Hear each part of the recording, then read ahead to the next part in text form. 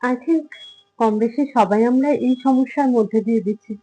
রিলেশনশিপে একজন who is very ignorant, আর সে মনে করে ঝামেলা হয়েছে, জাস্ট লেট ইট বি। ৩ দিন বা ৪ দিনের দিন আপনে আপ ব্যাপারটা সলভ হয়ে যাবে। আর অপরদিকে অপোজিটে যে থাকে তারা হয় ওভার থিঙ্কার। মনে করে যে এই সমস্যা যদি আমি ছেড়ে দিই তাহলে হয়তো পরবর্তীতে আরো বাড়তে পারে।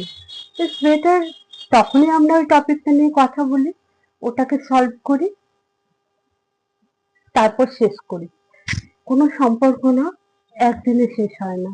দিনের পর দিন এই না বলা কথাগুলো জমতে জমতে যখন অভিমানের পাহাড় হয়ে যায়, ঠিক সেই সময় ভাঙে।